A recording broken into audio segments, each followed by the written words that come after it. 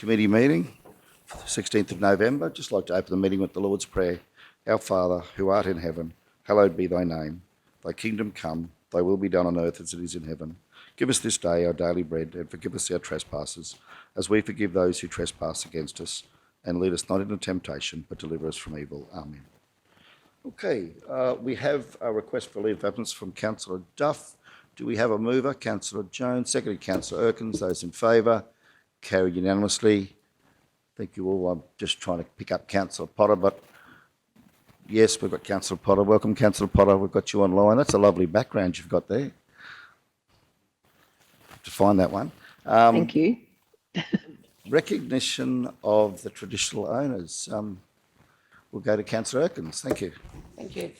I would like to acknowledge the traditional owners of the land on which we meet today and pay my respects to the elders past, present and emerging. Thank you. Thanks, Councillor. Do we have any conflicts of interest on the agenda? No? Everyone's comfortable. We'll move on. Minutes of the previous meeting on the 24th of October at page 3 on the agenda, where the recommendation is that the minutes of the Budget Committee meeting held on the 24th of October 2022 be received. Do the recommendations therein be adopted? Do we have a mover? Yes, Councillor Erkins, seconded Councillor Henson. Speakers to the vote. Those in favour? Yes. Councillor Potter. Carried unanimously. Thank you all.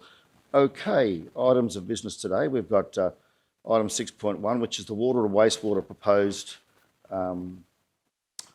program, budget for 23-24, and it starts at page 9 on the agenda. So I'll now hand over to Manager Lowe to take us through your PowerPoint presentation, if you could. Thanks, Manager.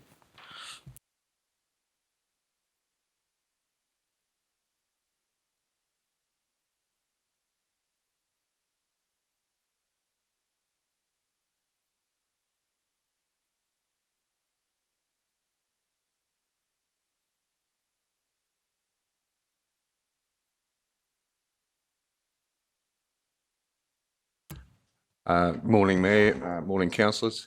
So basically, I want to do a PowerPoint presentation, very similar to what I did in April this year, just with a bit of updated information. If you bear with me for a sec, I just got to get my notes up properly.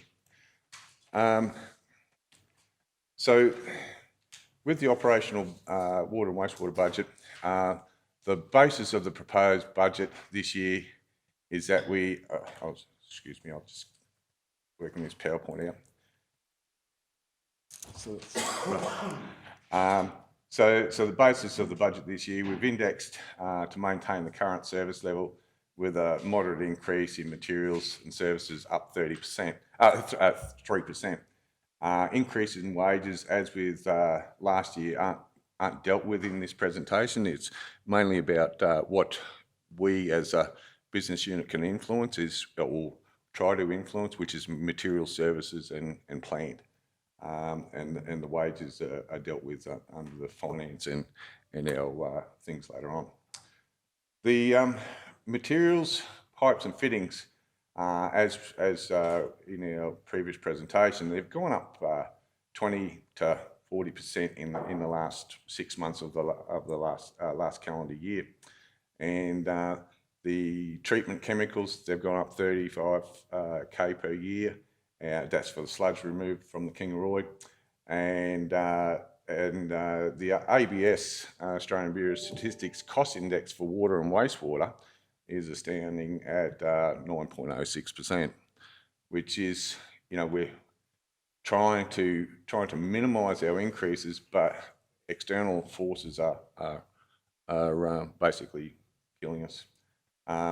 There's in this budget, as usual, there is no allowance for unplanned expenditures, such as major pump breakdowns. The example I've got there, one of the examples is the Kingaroy wastewater treatment plant air blowers. We've actually just blown up a set of them, and they're $90,000. Unfortunately, there's also a 12-month wait for them as well. So it's very, our materials, accessing materials is getting increasingly difficult, which I'll talk to later on in our capital budget.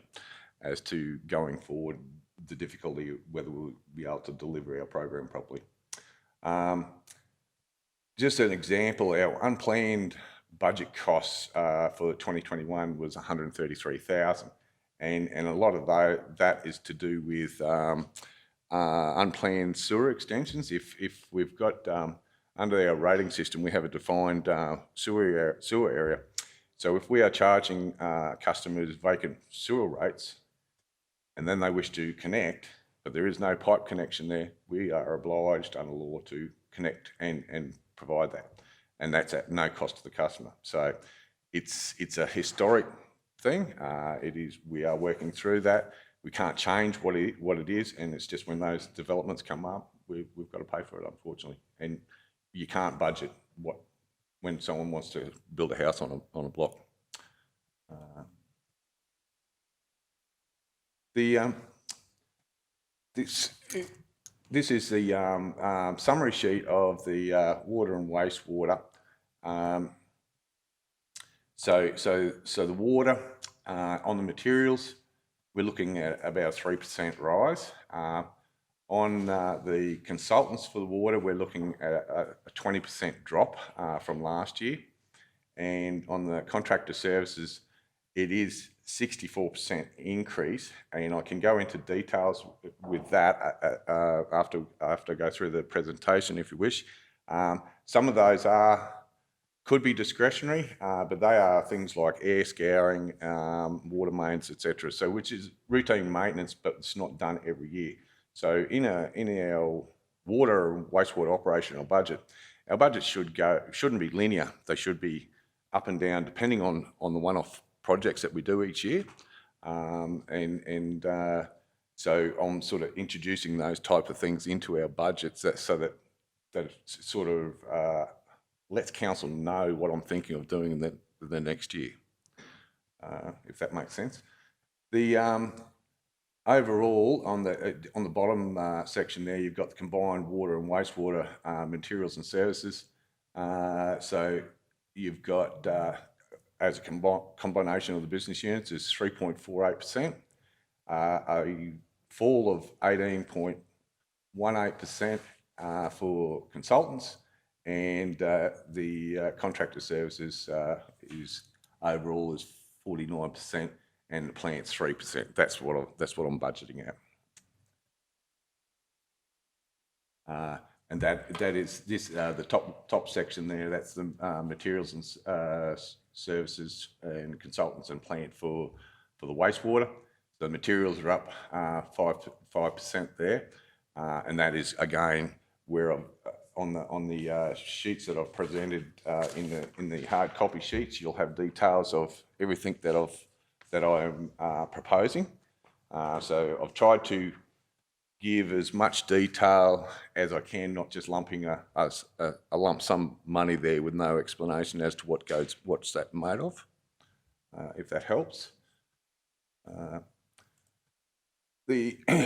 Okay, so the operational services. So council must, as a service provider, provide safe, reliable, and affordable water and wastewater to our communities. We are heavily regulated. This might sound a rehash, but I believe it's important that all councillors know why we do what we do. So we are heavily regulated. We're under the Water Supply Safety Reliability Act, the Local Government Act. We are guided by the Australian Drinking Water Guidelines, and we also got public health regulations, and we have limited scope to change what we do. We are pretty well mandated what and where we do things. So that doesn't give me much wriggle room according to my budgets. It is what it is, unfortunately. Excuse me, lost me thing. We got historical issues. We got our water sources. Have we got enough water at this point in time? No, we don't in the long-term forecast. For the immediate future, yes, we do. But for long-term forecast, we don't. So we're planning for that. as most councillors are aware, we have been making representations to different state government bodies to get that water supply security up. We've got as with every council, we've got a ageing regional water network and treatment plants, and we're dealing with that in our renewal program, which is why we're concentrating in the capital space, is basically renewals, not new works. It's a substantial investment of council to keep those items going. Service risks, again, the age of the network. A lot of the networks are at capacity or over capacity. Prime example of the over capacity would be the Kingaroy feed lines into Kingaroy. The council will recall we have got network constrictions there. So basically our source water, to get our source water into town is a bottleneck for Kingaroy. And that's something that we're working on in a long-term capital renewals and slight upgrades for those network capacities. We have budget constraints, as with every department in council and other councils, and our staffing level capacity and very much so our staffing skill capabilities is a big worry for council.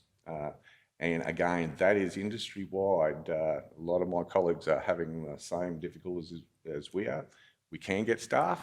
Are they upskilled? No, they're not. And so when we get them, we really take about 6 months before they're actually operationally sound enough to actually do some on-call and stuff like that. So that's a big hit for us. And earlier this year, we were down 10 positions, which is about 33% of our workforce, of my workforce in the water and wastewater. That puts a big risk around our compliance. And yeah, we're trying to do a bit of succession planning. Unfortunately, when you get those big hits like that, it's very hard to manage. We are a reactive nature of our maintenance due to the unpredictable nature of the pipe bursts. We have a large AC network, which we are proactively replacing water mains as we go through under our replacement programs. I believe that is showing results. That's why even though we've been asking for mild increases in our network, our operations budgets, I believe it's sort of largely offset by a reduction in our costs of our reactive maintenance because we aren't getting the amount of bursts that we normally do. So it's sort of balancing out. So yes, we're asking for minimal increase, but we've made some savings in the reactive works.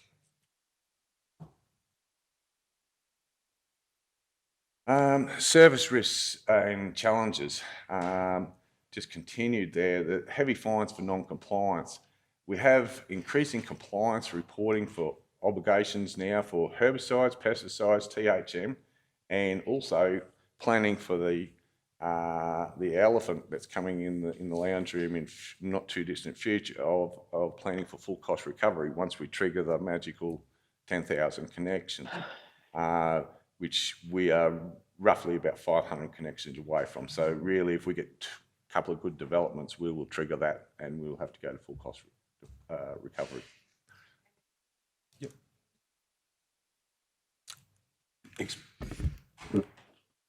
Can you just explain what that means?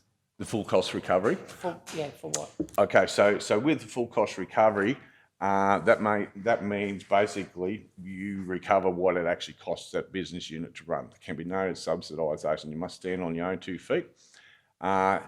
What also triggers with that is a massive increase in recording, data logging, and regulatory compliance. It's a whole different ballgame. We are actually just the natural increase of the regulators' demands on reporting has nearly put us to that level now. But yeah, so we're to the degree that we need extra staff just to run the data and collect the data, interrogate, report on the data, and I'll cover that off in a short while if I can. Excuse me.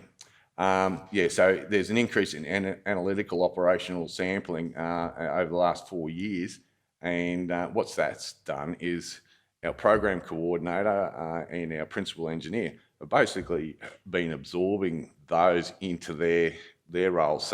So they both do the Australian Drinking Water Guidelines and the annual reports.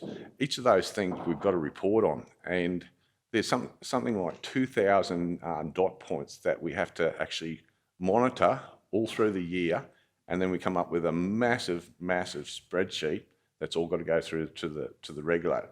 Currently, these guys are actually absorbing that in their current work, which is not sustainable. It really isn't. And yeah, so and if one or two of them go off sick, which happens to be the case today, I've got one away on holidays and one's actually come down with COVID, we believe. I've actually got no IMIT, basically. So we are very stretched, unfortunately. And I'll keep on going. So in September 22, the Australian Drinking Water Guidelines are released, and they come up with this thing called health-based targets. So now, currently, we have your normal treatment process. For example, you go through your coagulation, filtration, and sterilisation, which is either chlorine or whatever the plant's set up for. We now have to do this other thing, and it's a multi-barrier thing. So there's the thing called log reduction. So you get so many microbial things, and you've got every barrier you have to be able to demonstrate the reductions of that. Get down there, and you finally treat it with your chlorine, and then they say, well, you're going to actually have to put UV sterilisation on the back of that again. Now that is very, very costly for council. That's all our treatment plants, and another level of service that hasn't been planned for. And this is all just come in September 22. The devil is not released in the detail yet as to the total impact, but this is what we're predicting it will. And there has been no allowance in my capital at this point in time because I cannot quantify the actual impact on council at this point. The annual drinking water quality report now requires inclusion of all water parameters, as I was describing before. So it also need to include pesticides, herbicides, bromide, chlorates, and this data needs to be collected and reported. So everything that we ever test for, everything we monitor, has to be documented and has to be to a central suppository, I suppose you'd say, and then has to be then distributed to the regulators via SWIMS and the drinking water regulator as well. So risks and service risks and issues continue. So staffing level capacity and skills capabilities, as I said before, the ability to attract and retain, but also get skilled qualified staff.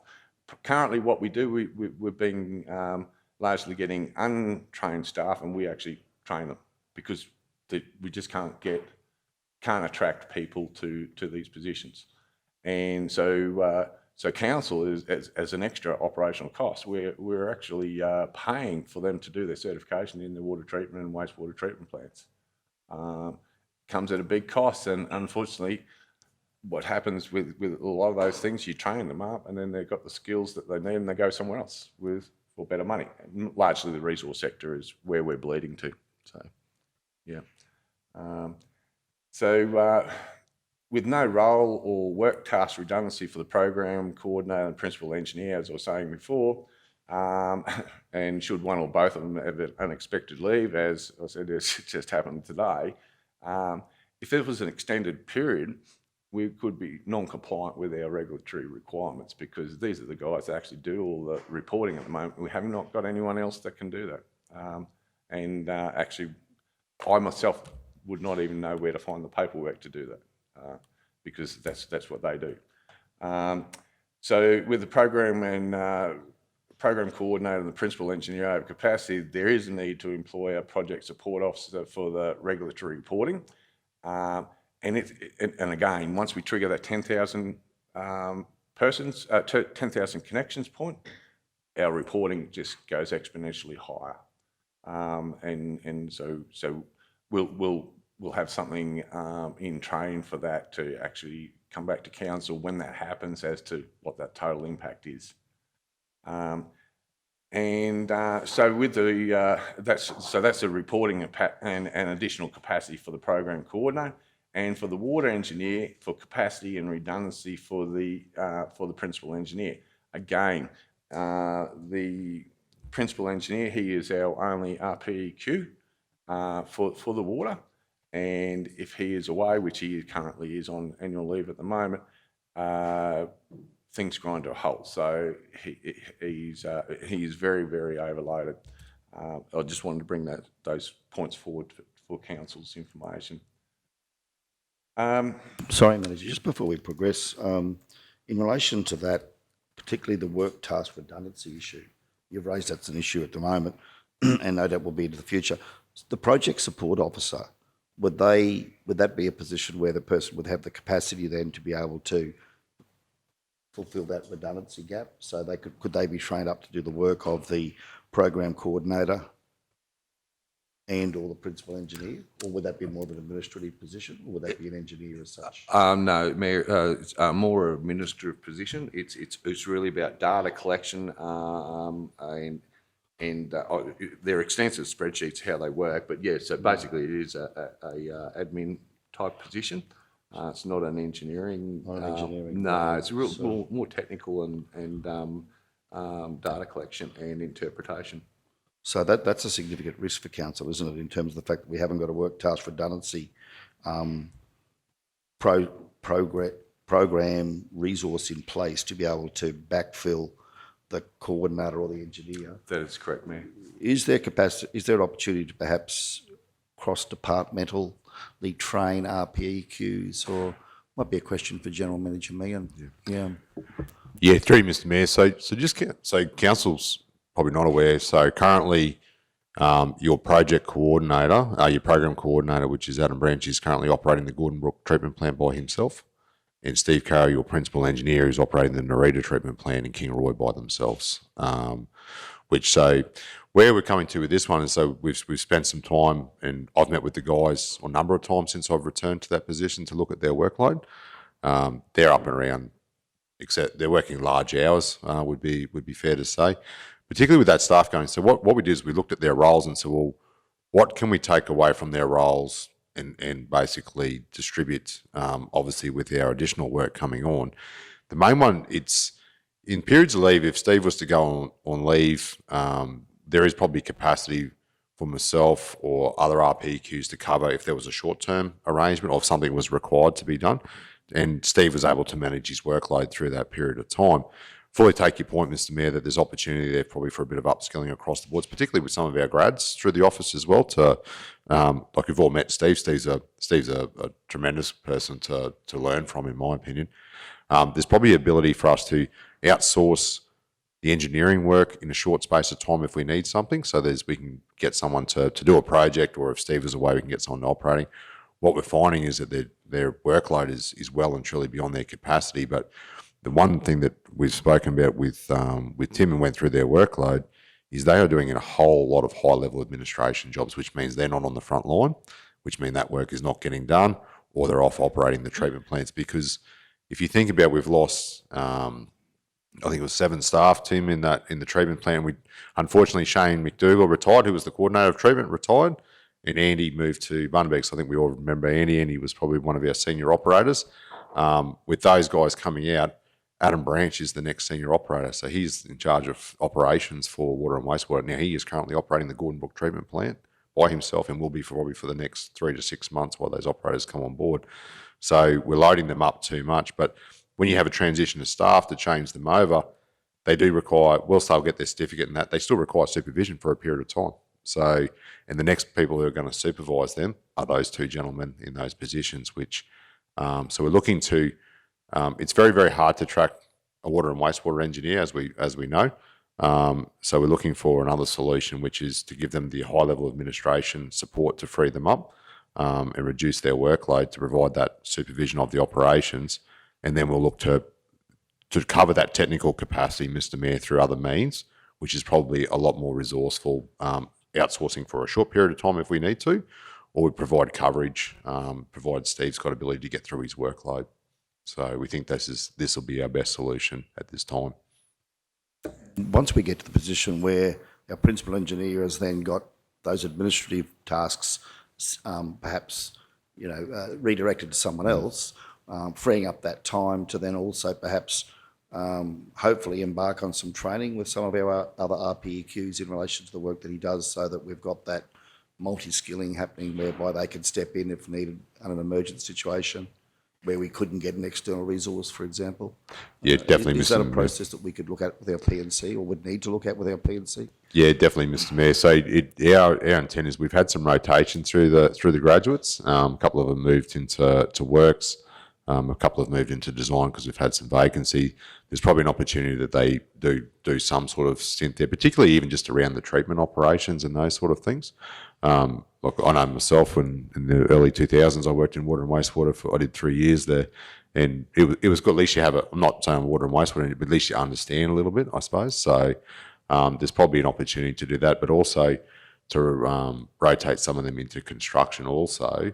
Mindful that Steve manages those projects, or the pipeline of those projects for Tim and his team, to make sure they get delivered. And that if you look at Tim's capital program, it's not a straightforward program. It's quite complex. There are a large number of projects in there. You've got reservoirs, treatment plants, and those sort of things. So there's quite a bit of work there for council to do its diligence, and that's what we require from his role. Thank you, General Manager. Yeah. Back to you, Tim. Can Yeah. I make a comment? Jane, yeah, you're right. Do I have to stand up today? Or? Not in budget meetings, no. One of the things that that I'm hearing is with the staff who are leaving. One of the things with staff, it's besides pay. If you put too much stress on staff, that's why you're getting. I'm not saying in this situation, but that can be a cause of staff leaving. So then we come back again. We're short staffed because you've got to be training them up. So to me, it seems that what you're saying, you've got to take. You can't ask your staff to be doing everything, because what happens is they just get, annoyed with it, and then they leave because they see somewhere they can go where the stresses aren't so bad.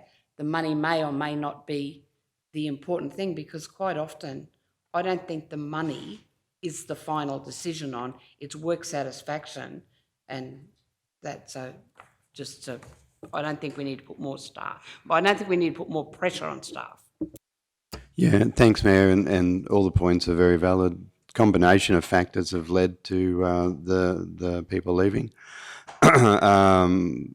Better money, retirement age. So we have got this across the organisation. Our age profile is quite high, so we have a lot of retirement. We actually have Simmons and Bristow, if I can mention the company's name, went to external companies for like contract staff to come in to assist with the workload. They're very hard to get operators through that. There's a skills gap in this area. In the end, we got one operator through that from recollection, and continuing to supply more. Your points about staff satisfaction are very valid. Circumstances and skills gap, as I think Manager Tim said, it's not just us facing a skills gap in this area, and there's a couple other areas that are very hard to get. The engineering staff, the RPEQ, are very, very hard to get, and so you've got a combination of everything from money to retirement age to, and then some have moved to be with family on the coast and different places, so there's been personal reasons for it. So we'll continue to recruit as quickly and as humanly we can. If we picked up a skilled one, that would be excellent, but if not, we're in a position where we're training them up as fast as we can. Certainly, the issues that we've had back through the unions from the staff have been predominantly related about money. Yeah, thank you, Mr. CEO. This is topical, this work task redundancy, mate. I had a conversation yesterday, maybe a piece of useless information, but had a conversation yesterday with a fellow who was a local lieutenant in the Navy, and he was sharing with me how on their warships they have a process whereby they have that multi-skilling arrangement. So if a engineer, for example, goes down, then they have someone else that can step in for a short period of time to fulfil that role, because they just can't bring people in when you're 1,000 miles out to sea. So they have that very strong redundancy program in place, and across departments, staff are trained and skilled up to perform other roles. So, for example, we might have a design engineer or a construction engineer graduate that understands the water treatment plant operations sufficiently well to work under the supervision of a RPEQ for a short period of time while we get another resource mark to backfill. And I guess that's relevant where we have these high risk areas, such as water treatment. So that's probably, General Manager, what sparked my thinking around this, to perhaps look at that upskilling of our graduates so that they could have a better understanding of the water treatment operations, should for some reason we lose these guys quickly. But an important matter to continue working on. Yeah, thank you. Just further to that, have we put out any expression of interest or anything internally to determine if there are any staff across the organisation who have an interest in this area? All positions are advertised internally and externally, so everything. Yeah. Sorry, no, Yeah, just to no, clarify, miss- I don't mean advertised, I mean just in terms of skills, learning or opportunity. Have we put it out there to the broader collective if there's interest there to learn a new skill like this? I can answer, Mark. Yeah, so through you, Mr. Mayor. So one thing that we looked at is with their with the workload. So when it's a rainfall event, we monitor Gordon Brook Dam, so it's height. So once it hits certain triggers, those are familiar with the LDMG, that has to get monitored for quite a period of time. So every couple of hours, they actually have to email me and the regulator about those heights. So we are actually going to go out to our engineering group and to seek an expression of interest of those who want to learn about those sort of skills. So there is some elements of the job where, particularly they're doing additional hours, where someone in assets might be able to spend the weekend monitoring, so that it's not the same people all the time having, particularly with the current weather and rainfall, where we'll put them through some internal training and say, well, look, will they be willing to do the on-call for those elements to take some of the pressure away? In regards to the tasks that we've got into these ones here, we'll be looking for a specific set of skills within our group, that someone who has the capacity to pick up that work and basically perform that duty to what we need to. So we will go internally in for that space, but we are looking to put the feelers out for certain elements of the addition. It's not just that; it's all the monitoring. Like some of those times that if there's rainfall, there's probably 2 or 3 of them that will take it in turns amongst themselves, and they will monitor that dam for 72 hours. So there's ability for us to teach someone who's, I think we've got plenty of people who are smart enough to pick it up, I think, and they just I think sometimes it's good to just throw out the opportunity for people to learn a new skill set as well. So we look forward to trying to share some of the load off some of these other positions as well in that space, particularly when you've got peak times of work. Well, my view is it's something that maybe should be taken back to an executive level for consideration, because, I'm just thinking back, and I know different council, different time, different regulation, but my dad was Parks and Gardens. He was a labourer in Blackbutt, and he did the wastewater, sewerage, garbage, gardens, swept the street, mowed the cemetery, mowed the roadsides, supported the works crew if they're doing something in town. My point that I'm trying to make is there was that flexibility to work across the need depending on what that specific town needed.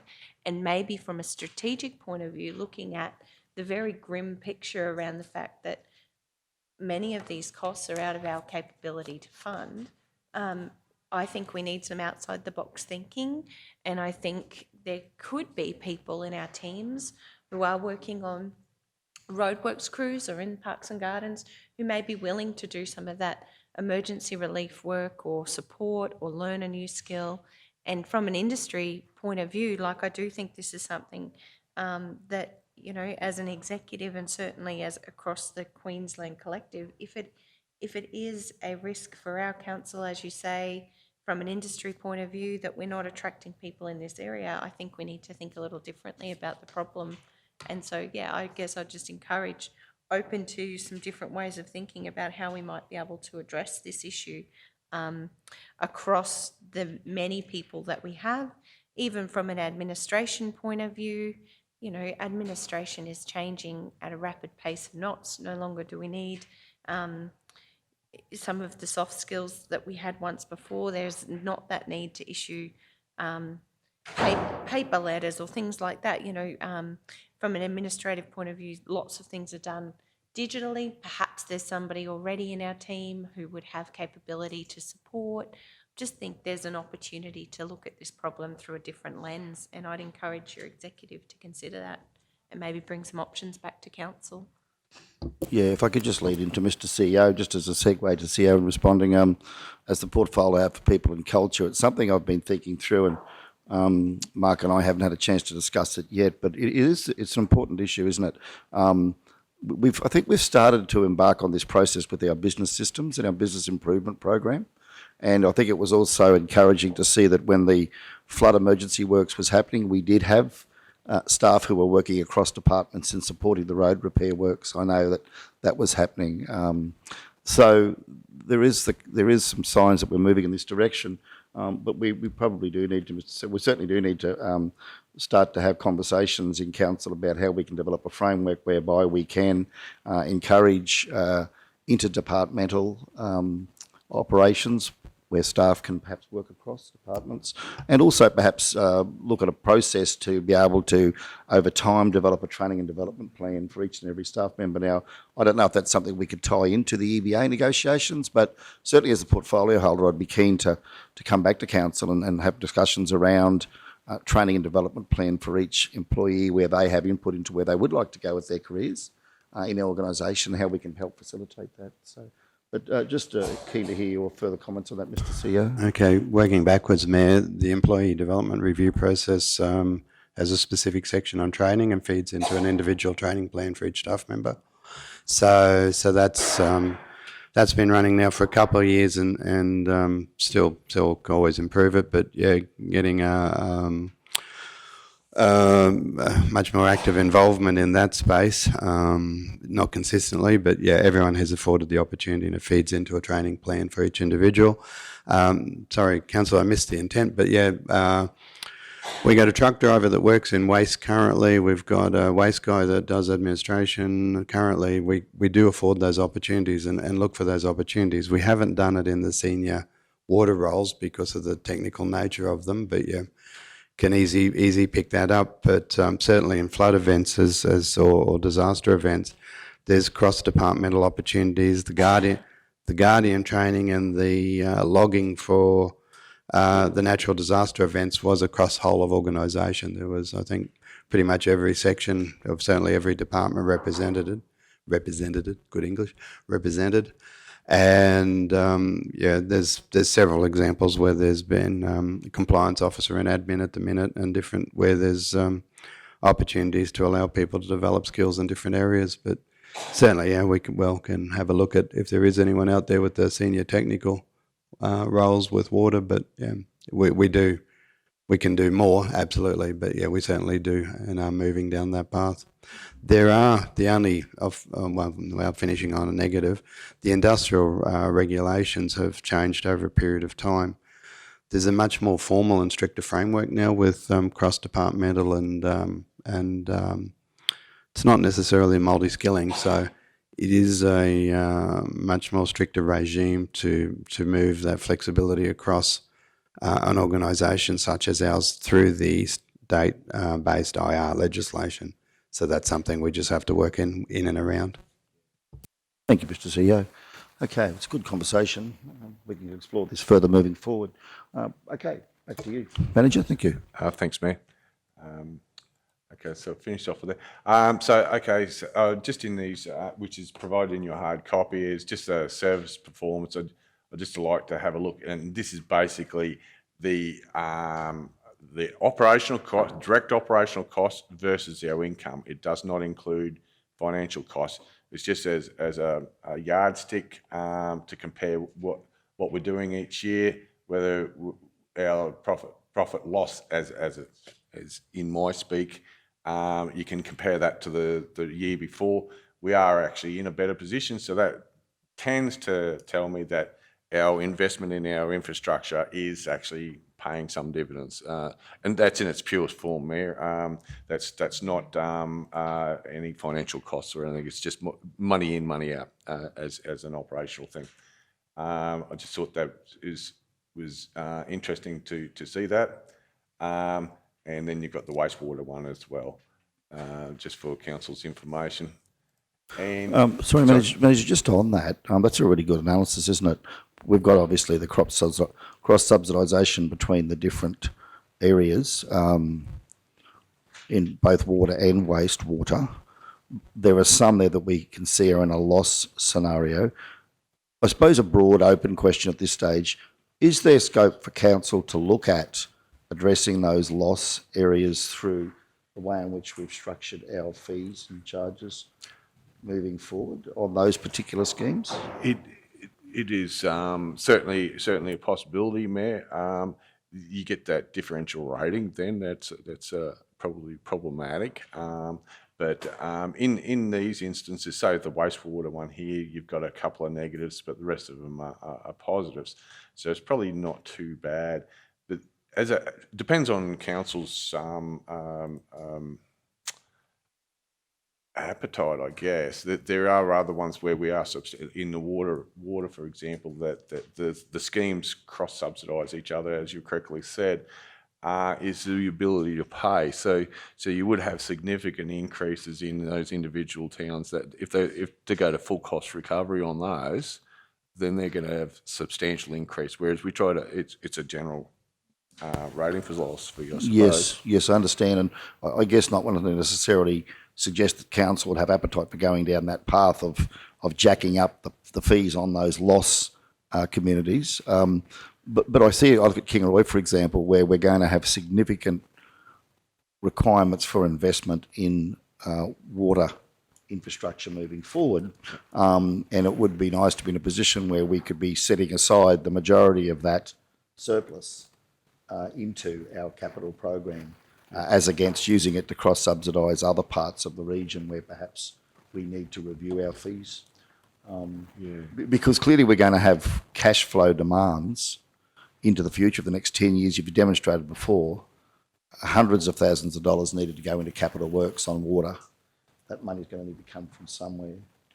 Perhaps it opens up the whole broader conversation, Council, about where we are going with our fees in relation to water and wastewater, particularly in light of the fact that we may need to consider transitioning into full cost recovery so that we're smoothing the impact on the community. I think that'll be an important discussion, General Manager Finance, as to how we do look at our water and wastewater charges now, because we've got significant cost increases in the capital space too, haven't we? Absolutely correct, Mayor. Yeah, and the capital space is very hard to predict at this point in time, just given the, as I said, there's I think it was 9.06%. That's just the construction indexes for water and wastewater, which is pretty high. And how do you predict that going forward? And given that we are in November, we're talking about a budget that is another 6 months away, 7 months away. What can change in that 6 months as to, Yeah, I guess I'm just highlighting probably what all my colleagues would understand as well as I do, is that we're going to have a really close look at our water and wastewater charges in this next budget, because we've got significant cost increases. We've got a major capital program that's going to now blow out with these major increases in costs. And we've got, as you've highlighted today, parts of our network that are in desperate need of renewal that will start to fail if we don't get on the front foot. Yep. So I think the revenue side of this has to be looked at very, very closely, because it may well be that we're just not generating enough income to be able to support the cost rises in this space. Yeah. Yep. Thank you. So yes, just continuing on now. So our service levels, we're treated water to meet the Australian drinking water guidelines. In that, we have a water quality reporting points.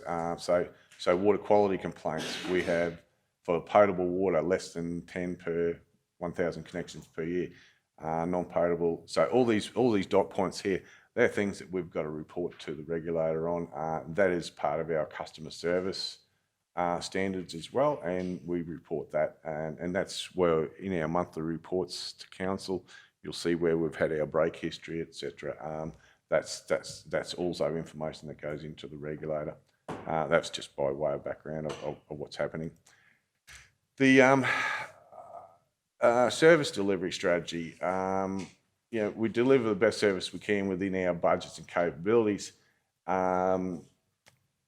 We are a 24/7 service, and we use our labour, our staff for the day-to-day operations. If we have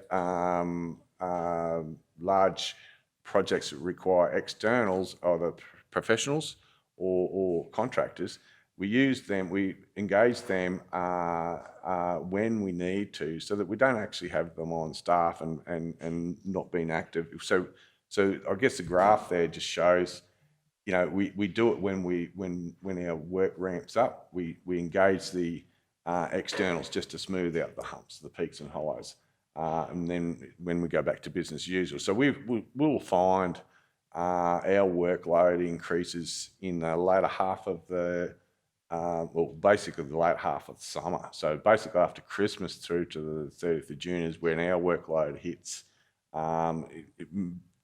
in operational and capital spaces, in actual fact, because the capital is largely, the first quarter at least is project planning, then documentation, then quotations, etc., and then the latter half is the delivery.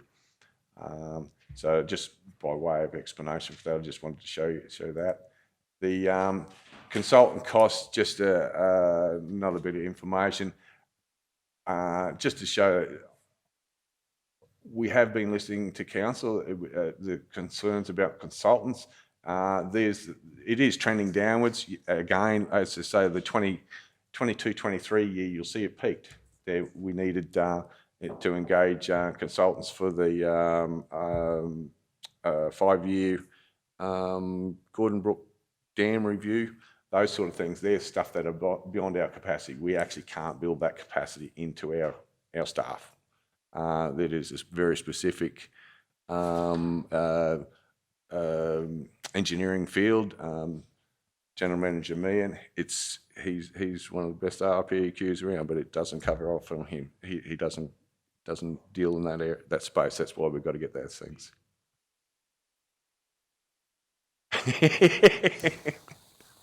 I was wondering that.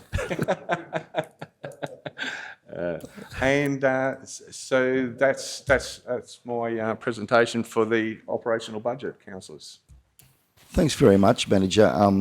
Just in terms of what's been presented and also some of the detail that's in the A3 OPEX sheet, councillors, is there anything you wanted to drill into? Does anyone have any questions? Or are you happy to take it away and have a look at it and come back? Yeah, Everyone's fairly I think you made comfortable? a fair comment around the fees, charges and whatever else, and look into the future and where we go. Can I just ask you, Tim, in regards to last year and the conversation we had for our 5 or 10 year forecast predictability for fees and charges, what were we, just refresh remember, was that 8% or something moving forward every year or what was? Sorry, for For our capital program. for our operational budgets, for finance, it was 3 and 6. Yeah. Yes. Was there am I correct in remembering, was there some figure around 8%? What was that 8%? Did we start with 8% and come back to 6? 3 and 6 was just around that budgetary talks in our 10-year forecast and our future capital works program. I think the 8% was if we went to the high value program. I think that was if, or if we didn't borrow money. It was something like, don't quote me on that, but I think that might have been the comparison.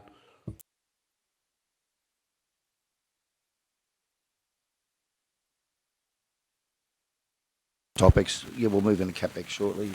Everyone comfortable to move to CapEx now? Okay, well, so we'll stay with you, Manager, on the capital program. Thank you.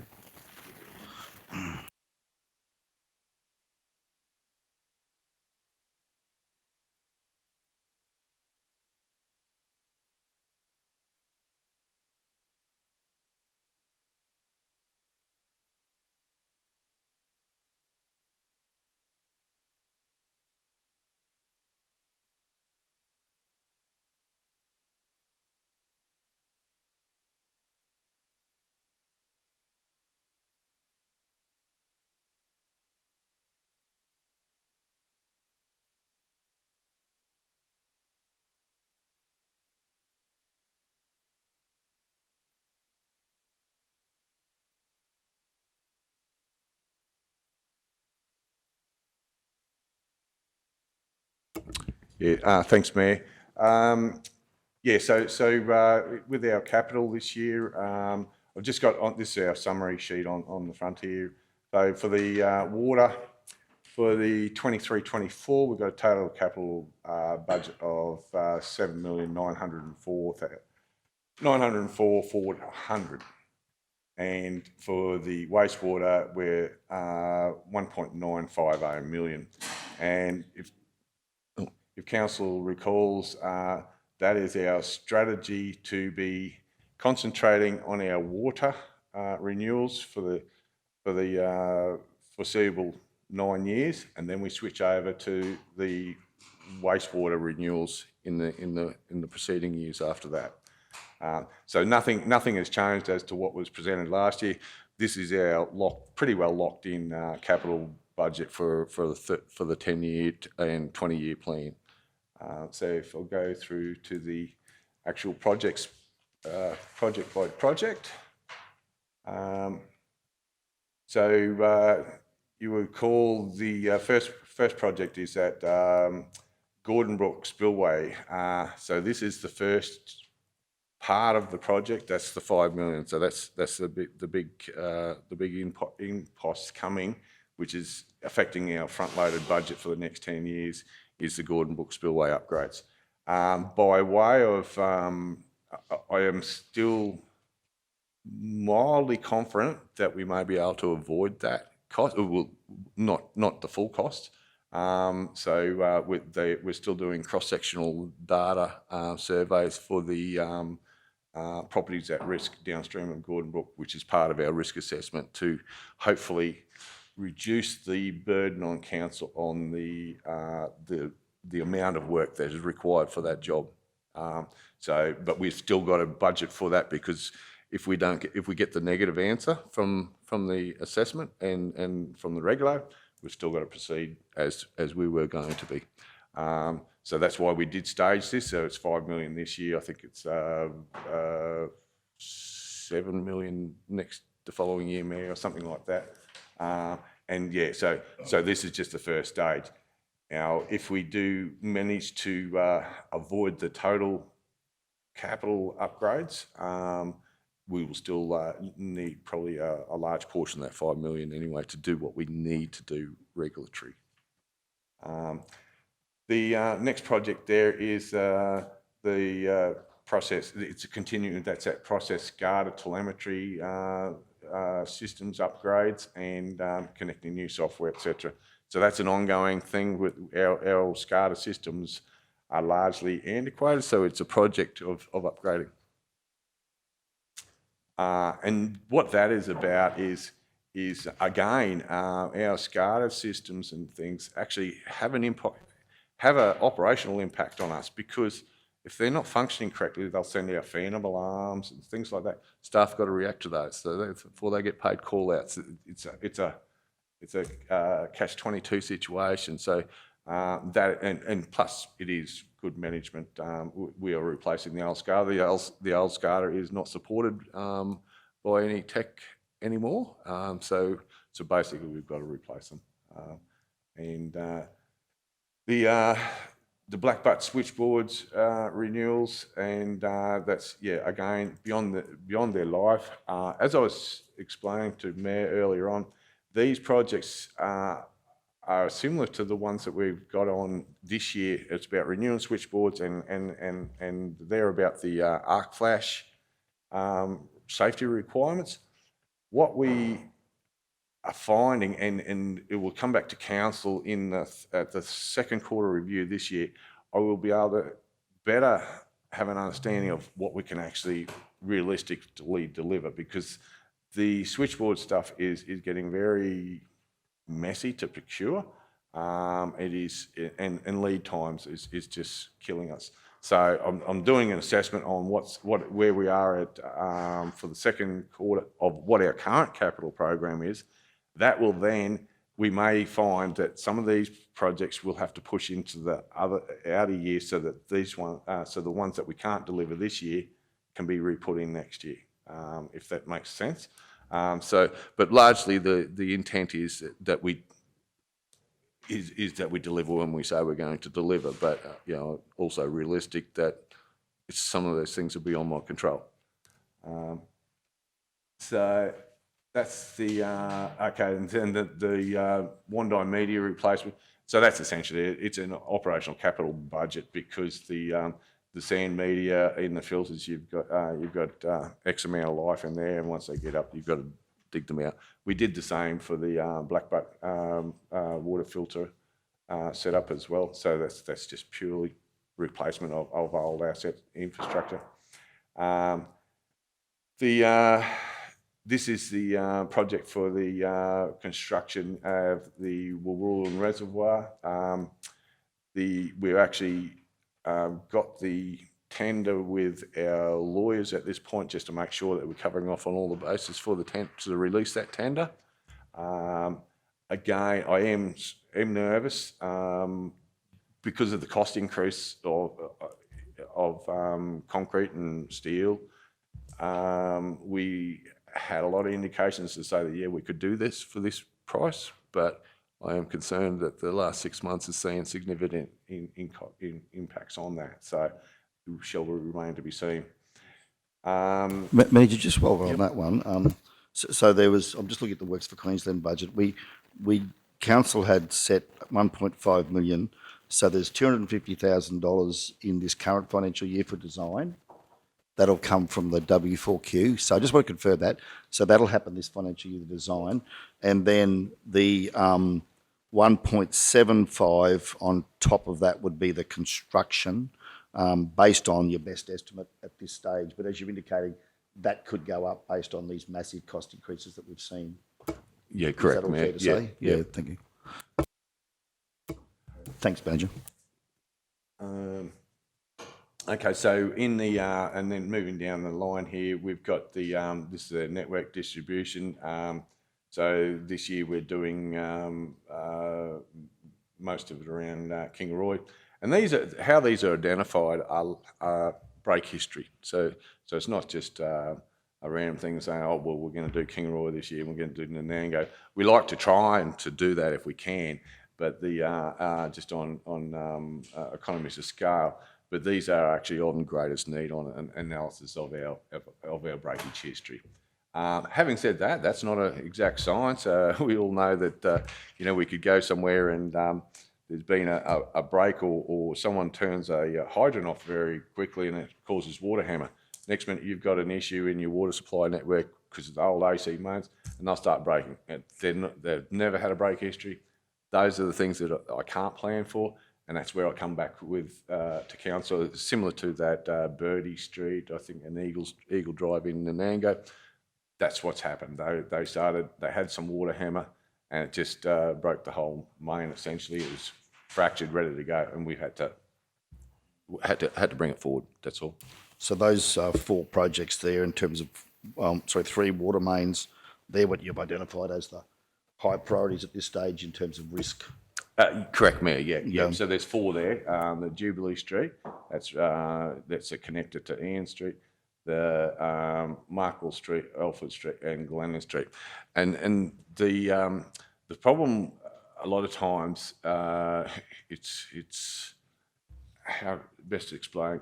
So pipes that have been particularly older pipes and the older type of materials, once they get depressurised, Say if you have a main break, that's why you'll get a series of main breaks after that, because once they've been depressurised, it's like a fatigue, and then when you repressurise them, it starts a process going. So that's why we find and we've been doing those works around Alfred, Markwell and Glendon Street with the KTP stuff.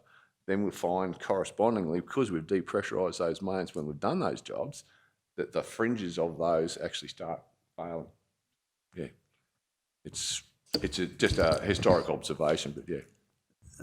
Tim, what size are those mains? I'd have to take that under advisement, council. It's generally about 100 mil, 150 mil mains, yeah. Okay. Yeah. Unless they're a feeder one, but yeah, most of them 150s and 100 mils. I asked my next question, and it was going to be relevant to sizes. You can't reline them. You can't reline them like we do in the sewer system. No, technology. There used to be. There was touted to be technology to reline water mains. At the moment, there is none that is potable water certified. I would love to be able to say yes. It is a great And I would idea. imagine it would need to be a lot bigger than 100 mil. Yes, normally it'd be 150s really you reline. Same with the sewer. Yeah, you use too much volume. So the next one is our standard water meter replacement that we implemented about 3 years ago to renew our water meter fleet, and that's just an ongoing. And just so happens that we work on 1,000 metres a year. That fits perfectly in our 10-year replacement program for the cycle, because the water meters should be turned over every 10 years, generally speaking. And just on that one, in terms of the current year, are we, on what you can see right now, tracking by 30 June to have our 1,000 metre replaced in terms of access to materials and resources? Yeah, Mayor, I couldn't get back to council on that, but it should be right, because what happened, we had delays in our meter procurement last year. Simply, again, brass is a very hard product to get hold of, so we've had actually managed to get some stock, so we should do 1,000 metres this year. Moving down to the wastewater. Again, this is that SCADA replacement thing. So we do half wastewater, half water. And the next one down is the sewer relining. So we've scheduled in for 1.6 million of sewer relining this year, and that's just a continuation of. Council will recall, I actually had it in for a yearly or bi-yearly program, but we had to bring that expenditure forward for Nanango when the water mains, sewer mains were found to be basically paper, and we expended a couple of years' budget in one big hit just to preserve the sewer lines there. So this is the restart of those capital programs. And again, that was it's not an exacting science. The sewers in Nanango that actually did, they didn't fail, but they were close. 6 months prior, their CCTV showed that their integrity wasn't that bad. But that's the beauty of gas attack in sewer. It can just dissolve concrete overnight pretty well. Anyway, so that's the world we live in, and then we've just got the switchboard renewals for the wastewater. I mean, just on that sewer relining, I think we've all learnt, particularly with the Nanango experience, how important that is. With the cost increases we've identified, I know you'd locked in this 10-year program. Is there a need to look at, as we were doing with Woodland Reservoir, potentially increasing that 1.6 million because the relining process may cost more now to when we originally budgeted? Mayor, as a general rule, for the sewer relining, absolutely correct what you're saying. But generally, what we say is, okay, we on a renewal program, we'll say, okay, well, we need to spend X amount of dollars on renewals on our renewals ratio. We've come up with that, and then we say, okay, we'll get a quote, get a tender, and if the unit rates are exponentially high, we'll just cut back on the scope of the projects on a metre rate. I thought you were going to say that. I thought you said you'll cut your cloth to fit what you've got, the 1.6 million. Correct, yeah. I guess if I could probably say that council probably is keen to say, well, if you do need more funding, in terms of sewer relining particularly, certainly come back to us, because we know that preventative cost is a significant saving if we can avoid something similar to what we had in the Mango. Yeah, yeah. So if over the course of the next 6 months as we develop the budget, if you feel that that we need to allocate more money to sewer relining, I guess I think I could speak for council and saying, please come back and talk with us about that, rather than cutting your scope because of the cost increases. Depending, of course, on what funding's available in the budget for it. But I think it's one area where we probably don't want to cut corners. Yeah, Would that be fair to say? Yeah, no, I appreciate that, Mayor. And also, just as a sideline on that, when we do the sewer relining, so we get up a program, and if it's 1.5 million, say, it comes back, and then we got 50 or 100,000. Is those companies are also the ones that do the CCTV and the WinCam reporting, that goes towards so the best way to do it is you normally do your relining, and then you have a couple of dollars left over. Actually, do a forward projection project, and they'll actually do the assessment of the ones that they go around and do that, and that creates your program for the following year or the year after. Yeah, that's how we generally try to do it. Yeah. Tim, just around that Warrulan Reservoir, with the concerns of the increasing pricing and all that sort of stuff on materials and everything else, knowing that we have to do it and we've got allocated money for it, are we looking to prioritise that and get that design done and get that operational and try and reduce possible cost increases there? Is that a possibility or something that we could look at? Yeah, I was. Oh, you might have been out of the room, councillor. Yeah, so it's with our lawyers just checking on the contractual things before we go to tender, just to make sure we're not going to get hit for what is it, extras outside of scope. Pardon? Yes, yeah. Yeah, no, that's fine. And so once it goes to that, we'll go to the tender process, and hopefully we will get that through. Sorry, Tim. Would you just highlight that project will come back to council before it proceeds? Oh yes, so yes. Just so that. So what we spoke about last week is we'll go to the market now, get a test for it. Can we afford it? And if we're depending on where that lands, then we'll come back, and that is going to go as a design and construct contract also. Hence our checking. We have a number of these where we want to make sure that our contractual conditions are correct, so we don't get caught downstream, to pardon the pun for water. But there may be alternative options that comes back as part of that process also that council might consider to change its scope or find an alternative option or what it might need to do. So you'll have full oversight of that before that project goes for construction. Yeah, and as GM said, that's correct. And what we're not locked into one solution.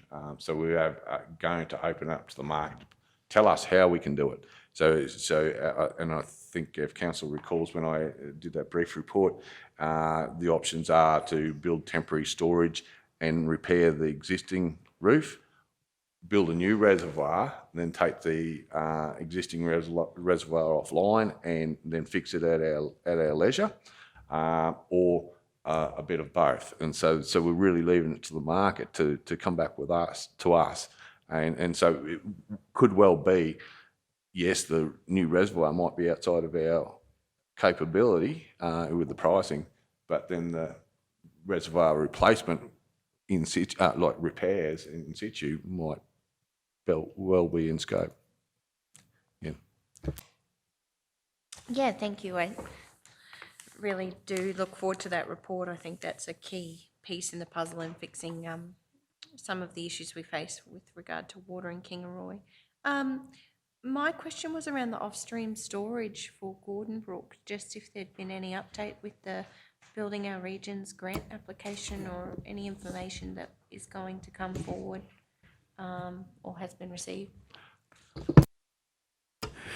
Yeah, yes. I'm just not sure if we haven't received it, how public it is, Councillor. So, yeah, so there's been discussions with the department, but yeah, I haven't seen any public commitment to it. So I would be happy to discuss it offline, but I'd be a bit wary just about talking about it in open forum.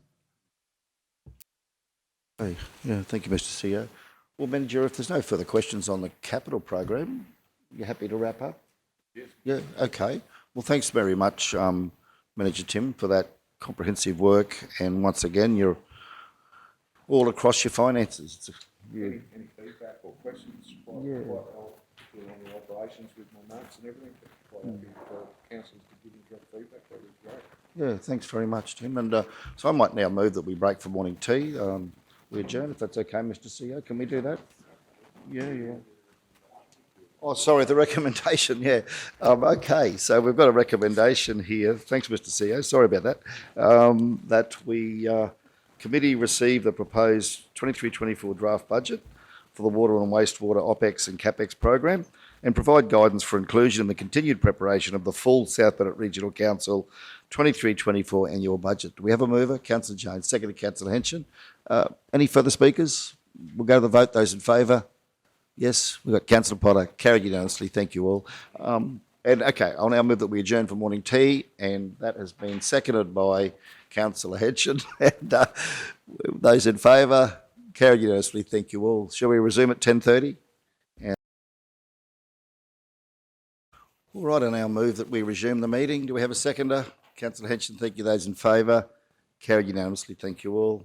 Okay, final item on the agenda today, 6.2, is our business improvement opportunities at page 10. And I'd like now to ask Mr. CEO to give us a overview of his report. Thank you, Mr. CEO. Thank you, Mayor.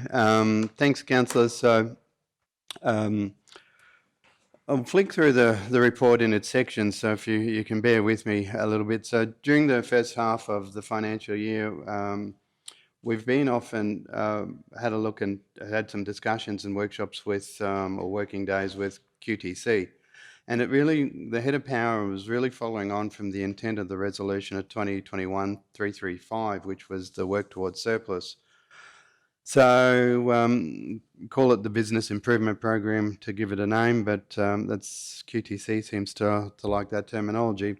The BIP looks at identifying both process and efficiency improvements that an organisation can run.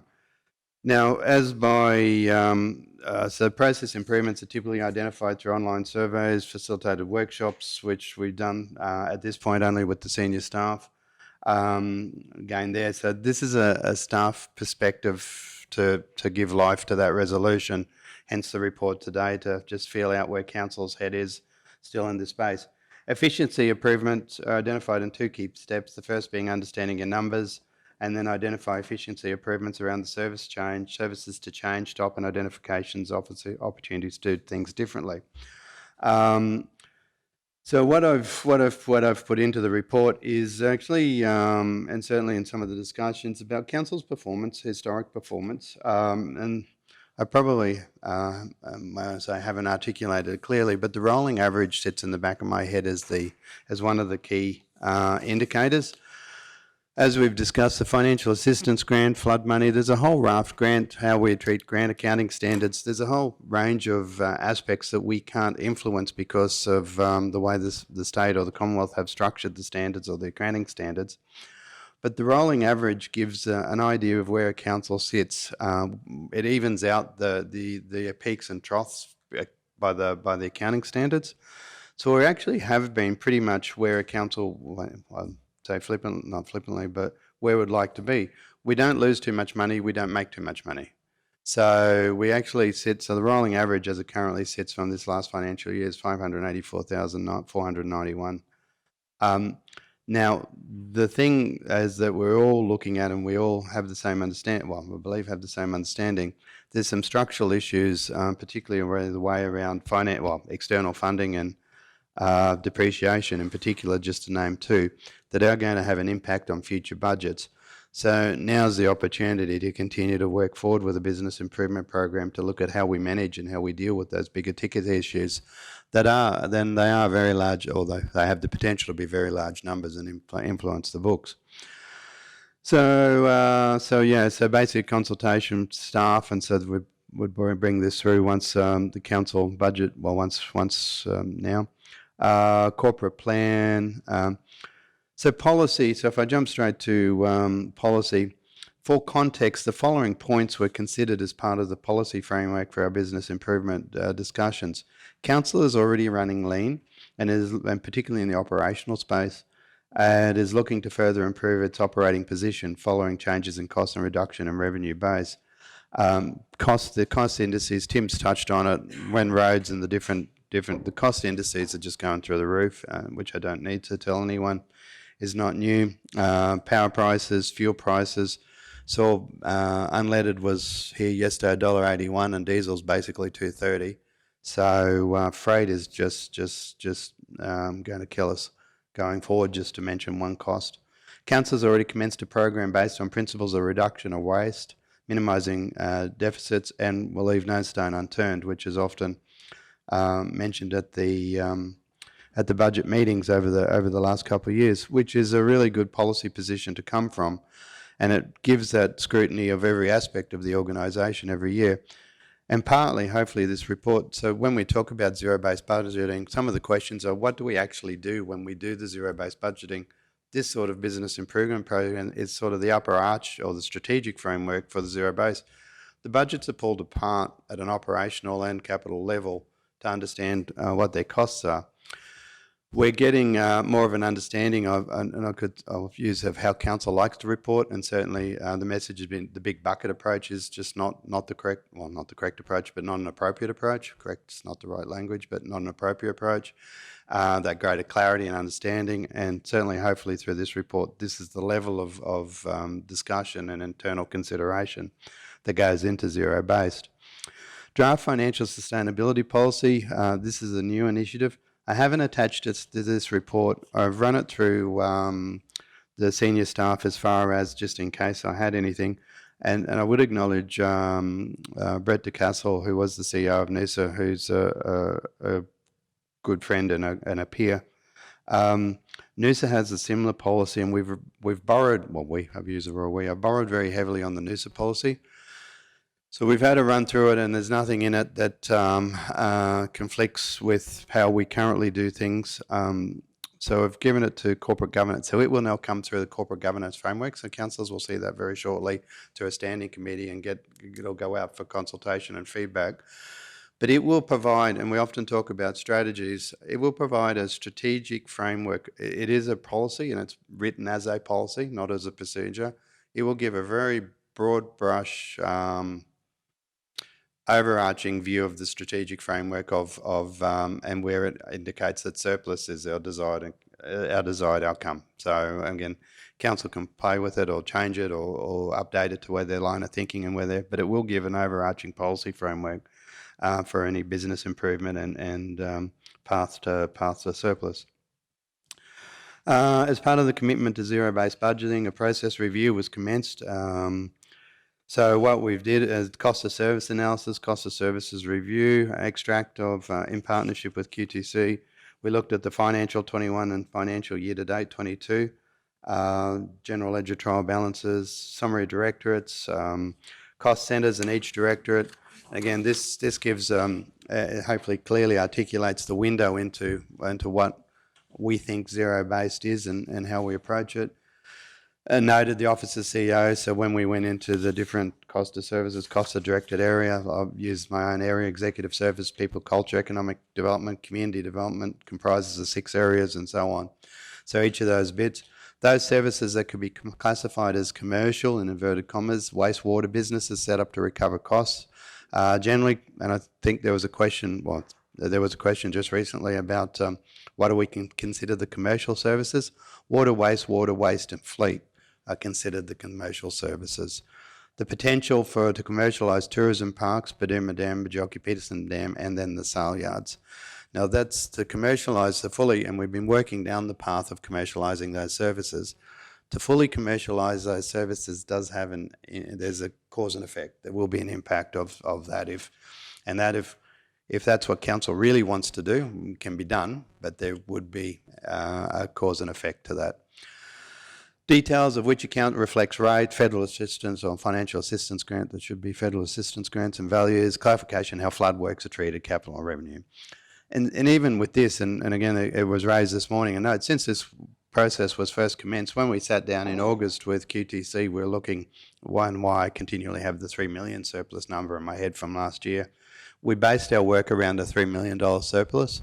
Now it turned out 5 with adjustments to, I think it was the waste adjustments and different bits and bobs. So there was other bits and bobs in there as well as the financial assistance grant. But even, and again, without giving ourselves a plug too much, but even when you take those abnormal factors into it, we actually returned a better than forecast result for last year, which we've continued to do, and that's our desire, and that's how certainly our target is to continue to provide better than forecast results. Financial assumptions in August have changed already since we did this work. It's a very fast moving feast, and I think certainly out of the audit committee and taking the feedback through the internal audit committee and council meetings is that the quarterly reviews, and I'll get onto them as a little mini budget, there's no longer a set and forget for budgets. They just are a consistent development as far as the changing environment. Now, maybe that'll settle in the next couple of years, but certainly at this moment in time, there isn't a set and forget control for a budget. So out of a long list of opportunities where we discussed process improvement, these were considered do now. So strategic planning, clarify and monitor council short, medium, long-term objectives, prioritising delivery of key objectives, KPIs, operational corporate plans, ensuring they're smart. Capital planning and reporting, options, risks, scenarios, and impacts to be included on the reports when council considers projects, whole of life costing, impacts on when we include reports to council. Explore the concept of one in, one out. That is something as a senior leadership team we'd like to, if we're holding a capital budget doesn't increase. Once it's set. So if a new project or that there is an equal and opposite offset to a new project, so something comes in, something goes out. Now again, ultimately these are decisions for council, but that's what we would like to see as far as holding. Cash flow monitoring. Review and refine approach to forecasting and reporting of cash, including restricted. We've done a lot of work already in that space, and we do, I won't say over-report, but we do a lot more extensive reporting than and talking to peers, a lot of other councils, but that's still. And one of the things when we're talking about capital and why the capital program is so important, we're at full capacity with, I'll pick on buildings. There's often now, and I'll get into the resolutions between council meetings, depreciation is fully allocated. There is no more. Not a bad thing, not a good thing. There is. So when we say we're hooking, we're going to access depreciation or building reserve or something, that literally is probably, I don't know if it's been clearly articulated by myself, but that's just cash. That just now comes straight off your cash balance. So not a bad thing. That's not a value statement. It's just what's council's position on cash, and it's a conscious decision to run the cash down. That's because of X, Y, Z, and quite often we get feedback from Treasury and the state. They don't like councils having a huge cash balance because of the borrowings and different mix. So it's a blend. It's almost the smorgasbord table with cash as to what's the, again, not the set and forget, what's the appropriate setting and the mechanism appropriate at the time. Workforce capability plan, people and culture, that's, again, I noted there's a couple of these that overflow, operational and internal audit issues. But that's well under development as part of the operational plan process. So That'll be done this year. Grant management, well, we've spent fair bit of time in the refinement of processes with grant. That's internal audit. Defined levels of services. We've had done some preliminary investigation in the first quarter, and there is I don't believe I have the internal capacity or the skill set to fully finalise the levels of service, but would be looking at bringing in some external help to get that done. Again, that's an operational plan item for this year. So there's been a bit of thought about how to do this and how to get the best result. And alignment with operational. Financial reporting improvements. We present you with a lot of information, and I'll summarise this down on a regular basis. Don't want to waste your time or ours if the information isn't relevant to the questions that you're asking, or there's the statutory stuff that we have to do, and which will always be, and we'll do absolutely statutory. But it's also a part of clarification is, do you find the information relevant and can you use it? And if so, that's fine. Is there any improvement? It's a continuous improvement program, basically, as to what we have. This initiative would allow us to understand the implications of decisions made by resolution, and this is where I'll come to resolutions. The initiative would assist us in understanding the implications of decision made by resolution during a financial year and in between quarterlies and reviews. Council and senior staff go through an extremely rigorous budget process of adoption of an annual budget. During the financial year, decisions are being made in isolations through the council process. The recommendation may be that all, and for consideration today, that all financial resolutions made to increase in capital operational expenditure have no effect until they are considered as part of the quarterly review. Questions I get asked by staff sometimes is this program gets a resolution, gives it a head of power to allocate funding. Do they start straight away? Yes, the resolution is there, it gives them a head of power, but it doesn't flow through into the budget, into the system until after the quarterly review. So there is no clear visibility on the impact of the budget and the overarching budget until we get through that quarterly review process. Quarterly review goes through, budget packs are uploaded, but does the resolution mean commence straight away and to heck with what the financial consequence may be? Or does the resolution mean, okay, we're tagging this to the budget review and we're dealing with it at a quarterly review? And it would have, the quarterly review is what I would suggest, is that we set a day or a time aside, call it a budget committee, and actually go through the quarterly review and saying, okay, this is the bit, this is the impact, this is it. We're going to run down cash by 100,000 because of this, and this. We're going to, yep, fine, sweet. That was the intent of council's resolution. There would be planning considerations to this. It's like how clear is mud, but there would be planning as to how much time then do we have to physically have the capability of doing that. But it would allow us then to report back and say, council, we can't do it. We just physically, we would need to bring in external contractors or extra resources to do this. So we would be able to provide you that detailed explanation, and just off the floor at council meetings, where we are, and I will totally own it, is where we are, and part of this is to slow things down. Now, again, I don't mean that in a bad way, but where we are getting in trouble with projects, and there will be a fair old discussion about capital in the second quarter review, we're rushing stuff through, we're not designing it properly, and we're not costing it properly. And I will totally own that as far as an explanation to council. We've got extensive programs that we're struggling to deliver, and I think timing of projects and the resourcing of them so that we can design them up and cost them properly. Now, it's an ever-changing environment, it really is, and the indices, and there'll be further information. Projects are just absolutely struggling, but have for a long time coveted a really detailed 3-year capital program, so we know. And I really would acknowledge and appreciate council's resolution just recently about identifying items for the 23-24 year. It's already starting to build a capital program for that year because they're considered so the old sausage machine and priority. We do these 5. Number 6 becomes number 1 for year 2. Number 10 becomes number 1 for year 3. New year 3, new year 2 go in behind it. And if we can get to that level of planning, I'd be extremely happy because it will give us a very, very comfortable forecast as to where we're going. Okay, this action would again clear any confusion, allow the impact. Other process, so we also then talked about some other things. So again, 2-year process, other process improvement opportunities for do next in financial year 24. The project government frameworks, information systems roadmap, and the long-term forecast reviews. Accepting we can't do everything at once, but if we build a program of business improvement program becomes part of our DNA from this step forward, that it best becomes the old QA, continuous improvement. And I don't want to use the glib terms that often gets thrown around, but it actually just becomes part of the DNA. This is an ongoing program. Review, reset, implement, review, implement, reset, review, and then go again. Okay, so during it, we also looked at direct efficiency improvement opportunities that were identified in the 7 initiatives, and they were considered. So water, full cost pricing, I won't put any time into that, but full cost pricing is coming, and we would be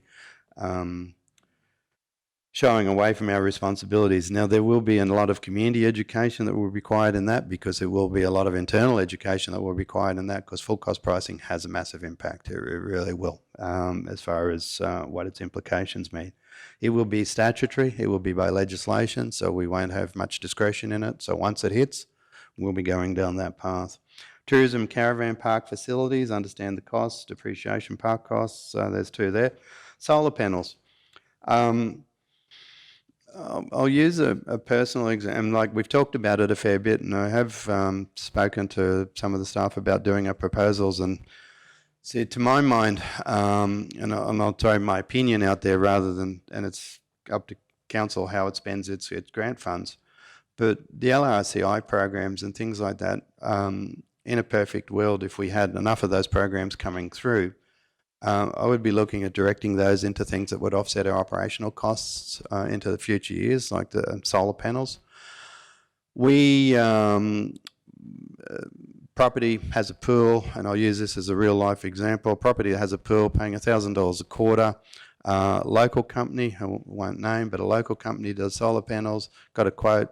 The subsidies for residential properties run out this year, so it doesn't apply to council, but a 13 megawatt system is going to cost $13,000 with the state government subsidies and Commonwealth subsidies, whichever they are now, on top of it.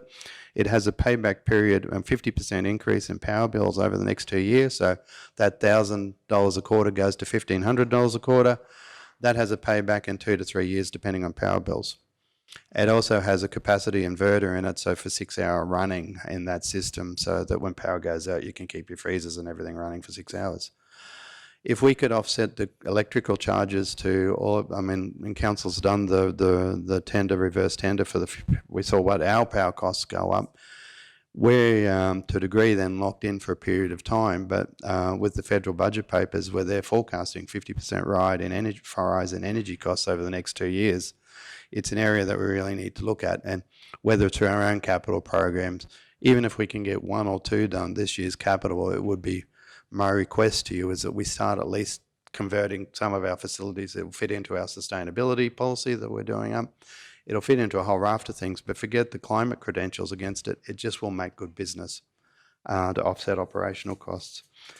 So that one's a little bit impassioned, but it would be a good one. Facilities, stock take, council facilities, utilisation, including leases. Again, council's already identified the land, and so it's building on some gravel pits. We really need to, well, when I say we really need to do, but get a handle on what we're doing with gravel. And certainly fleet's been a conversation for a long period of time, and continuing to build on that work to what we can do to improve fleet efficiencies and operational costs in that space. So the next steps may include preparing a detailed work plan for each initiative, completion of initial financial impacts, dollar range to and from, seek council's endorsement for any of the efficiencies, initial council feedback, ongoing implementation, presentation, adoption of financial sustainability policy. So the bottom one will certainly come through. Now, the recommendation today is the committee note the report and for the provision and guidance inclusion continue our preparation of the annual budget. I wasn't asking, it is something new, and the attachment is something that was sent to us by QTC. It's basically, it's nice and simple, like for us people to understand it. Services provided by current state, services that should stop, service delivery changes, opportunities, and then recycle. So there are some difficult, for something that sounds so simple, there are some difficult conversations in there. Because as part of the service catalogue review and the services review, there are difficult conversations. Increase in services come in costs, and if we continue to hold budget, there's the eroding of the current service level, basically by inflationary impact. So, Mayor, I'm happy to take questions, but that's sort of the broader thinking that's gone into it. And today's to throw it on the table, and if there's general consent to continue moving down this path, we'll continue to bring some of these things back. Thank you, Mr. CEO. Councillor Shoemaker. Yeah, absolutely agree. I don't think there's anything new or taken me by surprise in any of this report, CEO Mark. It's things that we've actually actively spoke about for the last 2 years, so it's good to see how it could come together in a framework, and appreciate the work that you've done with QTC to make that practical for council. I do think it's a step in the right direction. It also indicates to me that very much we're in this together. Like, there is a clear misunderstanding across the sector around what a council's actually supposed to do in terms of setting the strategy and holding the operation to account, and then what the operation's supposed to do in terms of delivering on that. And there's a clear delineation between the two, and I often think those two areas become blurred. I think it comes back to honesty and trust and working together as a team. I think it's very clear. We know there are resolutions, yes, that come off the floor from council, but there are also resolutions that council officers are putting in front of council to make decision on switching capital budgets around every single committee meeting this year that has happened. There has been a project that we've said, yes, we're going to go ahead and do that, and we've come back and said costs are overrun on that project, so we're going to take money from this project to finish that project. Council, do you endorse that?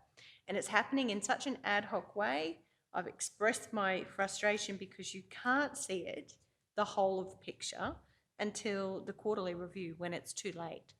I'm very, as you know, have brought up, I think our capital program is too ambitious in light of the current inflation issues and current construction cost issues, and I do think it does need careful review.